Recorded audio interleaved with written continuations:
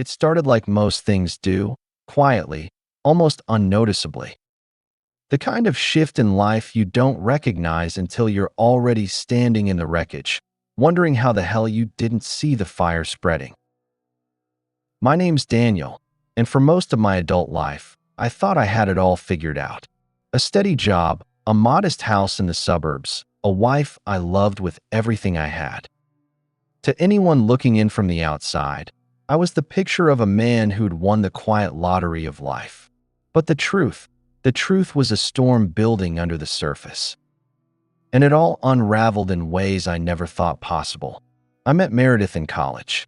She was studying literature, always carrying around a worn-out copy of some novel, pages dog-eared, margins scribbled with thoughts too big to keep inside her head. She had this quiet smile that felt like it was meant just for me, and when she laughed, it wasn't loud or commanding, but soft, like a secret you wanted to hear again. We married young, not because we had to, but because it felt like the only natural step. I was 25, working in IT support, already on the treadmill of adult life. She was 23, bright-eyed, and full of dreams about becoming a writer. We moved into a small townhouse, painted the walls ourselves, filled the place with cheap furniture and secondhand bookshelves, and we thought, no, we believed, we were untouchable. For 10 years, I carried that belief like a shield. 10 years of anniversaries, of burned dinners she tried to cook, of me unclogging the same leaky bathroom sink, of fights over nothing that ended with laughter in bed.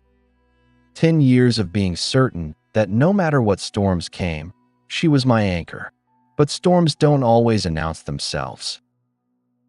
It started with her job. Meredith had never wanted the kind of life that chained her to a desk. She dreamed of publishing stories, of teaching creative writing, but reality had a different plan. Bills piled up, and dreams didn't pay them, so she took a job at a marketing firm downtown. At first, it was exciting for her. New people, new challenges. She'd come home buzzing with stories about quirky coworkers and projects she got a shape with her creativity. But slowly, almost imperceptibly, things shifted. She started working late more often. At first, I didn't think much of it. Marketing deadlines can be brutal. I told myself she was chasing success, proving herself in a competitive field. And I wanted that for her, truly. Then came the nights I'd wake up at 2 in the morning to find her side of the bed still cold. She'd come home at 3, 4, sometimes even 5, offering a tired smile, muttering something about a campaign launch, then collapsing into sleep before I could press for details. At first, I believed her. Why wouldn't I? She was my wife, the woman I trusted more than anyone. But doubt is a poison. It seeps in slowly, drop by drop, until suddenly the whole glass is undrinkable. One night, she left her phone on the kitchen counter while she showered. I never snooped before. I believed trust was sacred. But something in me, some gnawing voice I couldn't silence, made me glance at the glowing screen. A message lit up. Can't wait for later. Last night was incredible. My heart stopped. I stared at it, convincing myself there had to be an explanation. Maybe it was work banter, some inside joke I didn't understand. But deep down I knew. You always know. She came out of the shower, towel wrapped around her, humming some tune. I wanted to confront her right then, scream, demand answers. But fear gripped me. Not fear of her, but fear of shattering the fragile glass house we'd built. So I said nothing. I smiled, kissed her forehead, and died a little inside. That night, lying next to her, I stared at the ceiling, listening to her soft breathing, wondering how long she'd been betraying me. The next few weeks were a blur of suspicion. I started noticing patterns I'd ignored before. The way she guarded her phone like it was made of gold, how she suddenly cared more about her appearance before late nights at work, how she seemed distant even when she was home. Conversations grew shallow. Laughter became rare, and I felt like a ghost haunting my own marriage. I tried to rationalize. Maybe I wasn't giving her enough attention. Maybe she was stressed and needed space. Maybe, God help me, maybe this was just a phase. But every excuse felt thinner, flimsier, like tissue paper trying to hold back a flood. Then came the night I followed her. She'd said she was working late again. Her tone was casual, practiced even, but something in her eyes betrayed her. After she left, I waited 15 minutes, heart pounding like a war drum, then grabbed my keys and drove downtown. I parked across from her office building, watching the glowing windows. Hours passed. People trickled out, lights shut off floor by floor. But her car never moved. Then, close to midnight, I saw her, laughing as she stepped out of a side door, not alone, but with him. A tall man, broad-shouldered, with the kind of easy confidence I'd never possessed.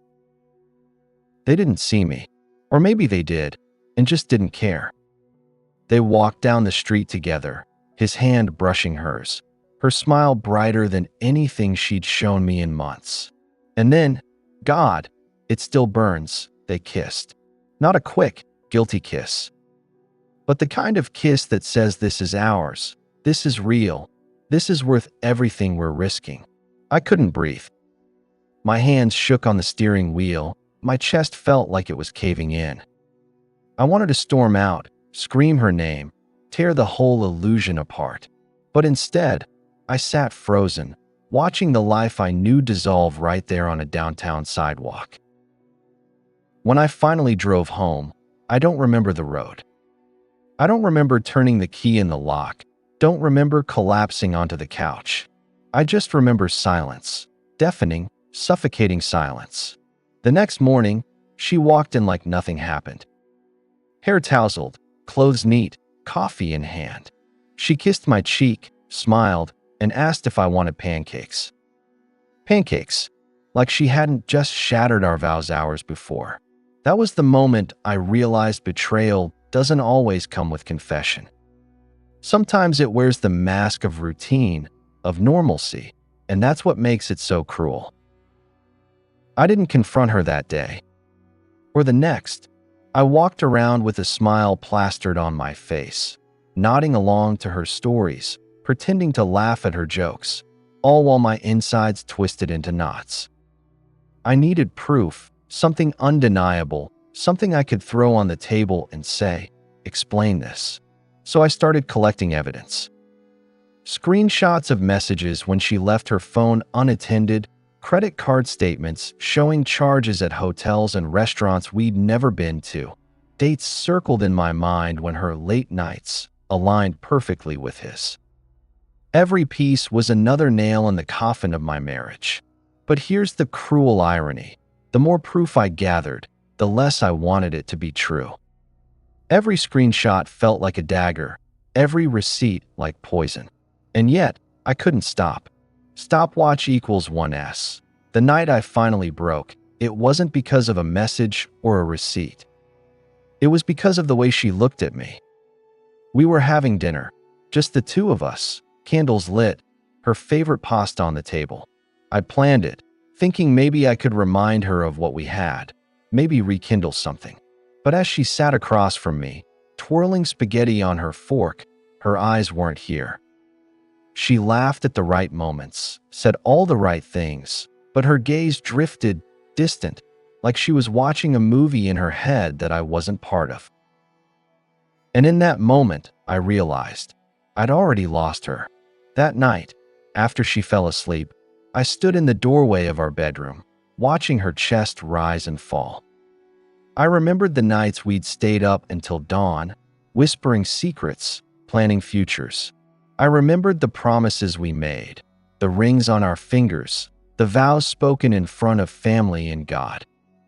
And I wondered, when did all of that stop being enough? I couldn't sleep. So I sat in the kitchen, staring at the pile of evidence I'd hidden in a drawer. Screenshots printed out, receipts clipped together, a log of dates and times. Proof of a reality I didn't want but couldn't deny. By dawn, I made a decision. I wasn't going to be a ghost in my own life anymore. I confronted her the next evening. My voice shook, but I laid it all out. The messages, the nights away, the man I'd seen her kiss. At first, she denied it. Her eyes wide, her mouth twisting into shock, like how could you think that of me? But then I placed the photos in front of her, and the denial drained out of her like air from a balloon. She didn't cry. She didn't beg. She just lowered her head, fingers trembling, and whispered, "I didn't mean for you to find out this way." That sentence. God, that sentence. Not I didn't mean to hurt you. Not it was a mistake. But I didn't mean for you to find out. As if the betrayal itself was tolerable, as long as it stayed hidden. I asked her why. My voice cracked. My chest ached. But I needed to know. She sat there for what felt like hours before finally saying, "I felt alive with him. With you, it's safe, predictable. But with him, it's passion. It's fire." I think that was the moment something inside me died. We argued, of course. Voices raised, accusations thrown like knives. I told her she'd destroyed us. She told me I'd stopped seeing her as a woman and only as a wife. Every word was gasoline on a fire already raging out of control. And when it was over, when the shouting dulled into silence, I walked out. I didn't pack a bag, didn't take anything but my keys. I just walked, my feet carrying me down streets I didn't recognize, my mind numb, my chest hollow. I ended up at a cheap motel on the edge of town. The kind of place with flickering neon signs and stale cigarette smoke lingering in the curtains. I collapsed on the bed and stared at the ceiling, wondering how my life had unraveled so fast. The days that followed blurred together. I went to work, smiled at coworkers, answered emails, but inside I was unraveling. At night, I'd drink cheap whiskey from the gas station, replaying every moment of our marriage in my head, trying to find the exact second when I lost her. She called, of course, dozens of times, sometimes begging me to come home, sometimes raging at me for leaving, sometimes crying so hard I almost caved. But I stayed away, because every time I pictured her with him, every time I imagined their laughter, their touches, their kisses, I felt like I was being stabbed all over again. After a week, she showed up at the motel. I opened the door, and there she was, eyes swollen from crying, hair messy, voice shaking. She asked me to listen, just listen, and against my better judgment, I did. She told me she loved me, that she never stopped, that what she had with him was an escape, a mistake that spiraled out of control. She said she wanted us, wanted to fix what we had, wanted to start over. Her words were desperate, frantic, but her eyes held something else. Guilt, yes. Regret, maybe, but not certainty. I asked her if she ended it with him. She hesitated, just for a second, but I caught it. That hesitation was louder than any confession. I realized then that love isn't always enough. You can pour every ounce of yourself into someone, but if they're looking for fire elsewhere, your steady warmth will never be enough. I told her I needed time. She nodded, tears spilling down her cheeks, and left. And I sat there, staring at the closed door, feeling like I'd just watched the ghost of my marriage walk away. Weeks turned into months. We tried counseling, awkward sessions filled with half-truths and forced exercises. We tried date nights, sitting across from each other in restaurants, both pretending to be people we no longer were.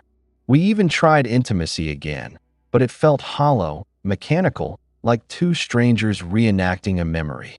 And all the while, I knew, deep down, that she hadn't let him go. I saw it in the way she checked her phone under the table, in the way her smile never reached her eyes anymore, in the way her body was present but her mind was somewhere else. The final blow came one Saturday afternoon. I was folding laundry when her phone buzzed on the counter. She was upstairs, showering. I told myself not to look, not to be that man, but curiosity clawed at me until I gave in.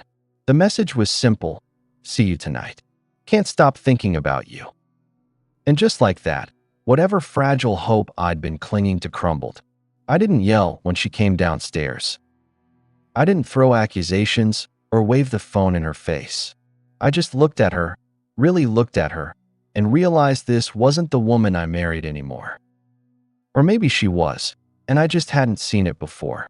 Either way, the Meredith I loved was gone. That night, I packed a bag. Just the essentials: clothes, toiletries, a photo of us from better days. She watched me silently, tears streaming down her face, whispering apologies that felt too small, too late. I walked out the door, and this time, I didn't look back. The divorce was messy, as divorces always are. Papers signed, assets divided, friends choosing sides. My family tried to comfort me, but their words bounced off the armor of numbness I'd built. Nights were the hardest. The bed felt too big, the silence too loud. I'd catch myself reaching for her in the dark, only to remember she wasn't there anymore. But slowly, painfully slowly, life began to stitch itself back together. I started running in the mornings, pounding pavement until my lungs burned, until the ache in my chest matched the ache in my heart. I reconnected with old friends, men I'd drifted from during the marriage. We drank beers, watched games, told stories, and for a few hours at a time, I almost felt whole. Work became a refuge. I threw myself into projects, stayed late by choice, climbed the ladder I'd once been content to ignore. And in that focus, in that grind, I found pieces of myself I thought I'd lost. But healing isn't linear. Some days, I'd wake up feeling strong, ready to face the world. Other days, I'd find myself staring at her photo, wondering if she ever thought about me, if she regretted what she'd thrown away. The truth? I don't know if she did. And maybe I never will. But what I do know is this: betrayal changes you. It strips you bare, forces you to confront the ugliest parts of yourself, the parts that cling to hope, even when hope is poison. Months turned into a year. The divorce was finalized, papers filed, signatures exchanged like business contracts rather than the closing chapter of a love story. And yet, despite the legal stamp of done, the scars remained. I moved into a small apartment downtown. It wasn't much: one bedroom, creaky floors, a view of the alley rather than the skyline. But it was mine. It was quiet. And in that quiet, I began to rebuild. The first night alone there, I sat on the floor with a takeout pizza, staring at the empty walls. For the first time in years, there were no photos of us, no shared furniture, no echoes of her laughter bouncing down the hallway. Just me, the hum of the fridge, and the faint city noise drifting through the window. And as lonely as it was also freeing. No lies lurking in the shadows, no half-truths waiting to ambush me.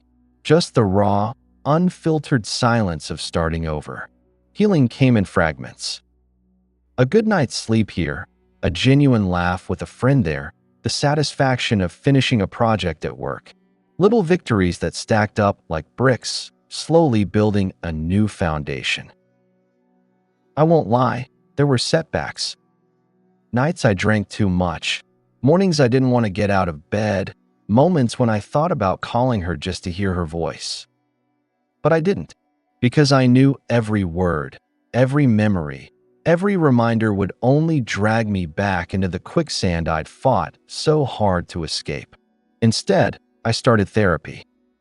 Sitting in that small office, spilling my soul to a stranger, felt strange at first. But week by week, I peeled back the layers: anger, grief, shame, and began to understand that her betrayal wasn't a reflection of my worth. One day, my therapist asked me, "What do you want your life to look like now?" I didn't have an answer at first. For so long, My identity had been wrapped up in being her husband, in building a life around us. Without that, I felt like an empty outline. But slowly, I began to fill in that outline with new colors. I picked up hobbies I'd abandoned. I bought a guitar and started strumming clumsy chords late at night. I joined a local running group, pounding pavement with strangers who became friends. I even took a cooking class, learning how to make more than just pasta and scrambled eggs. And in those moments, I felt alive again. Then, one evening, something unexpected happened. I was at a coffee shop, laptop open, headphones in, half listening to music while working. A woman asked if she could share the table. I looked up, nodded, and said yes. Her name was Claire. She was an artist, with paint-stained fingers and eyes that seemed to notice everything. We started talking, small talk at first, then deeper, about books, about cities we wanted to visit, about mistakes we'd made and lessons we'd learned. And before I knew it, hours had slipped by. For the first time in what felt like forever, I wasn't thinking about Meredith. Claire and I started seeing each other casually. Coffee dates, walks in the park, art exhibits. There was no pressure, no rushing, just two people learning to exist in each other's orbit. And while part of me was terrified of being hurt again, another part of me, the part that had been numb for so long, began to hope. One night, as we walked by the river, she asked me about my past. I told her the truth, not all of it, not in brutal detail, but enough. Enough for her to understand the scars I carried. She didn't flinch, didn't pity me, didn't offer cliches. She just squeezed my hand and said, "You deserved better." And in that moment, I believed her. I don't know what the future holds with Claire. Maybe it'll last, maybe it won't. But what I do know is this. She taught me that my story didn't end with betrayal. That there's life after heartbreak, love after loss, and strength in starting over. Looking back now, I realized that Meredith's betrayal, as devastating as it was, forced me to grow in ways I never would have otherwise. It stripped me bare, shattered my illusions, and left me standing in the rubble. But from that rubble, I rebuilt. Not the same man, not the same life, but something new, something stronger. And if you're listening to this, maybe you've been there too.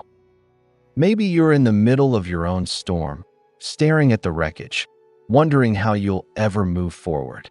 Let me tell you, one day, the silence won't feel so heavy. One day, the laughter will come back. One day, you'll wake up and realize the pain doesn't own you anymore. Because the truth is, we are more than what was done to us. We are the choices we make after.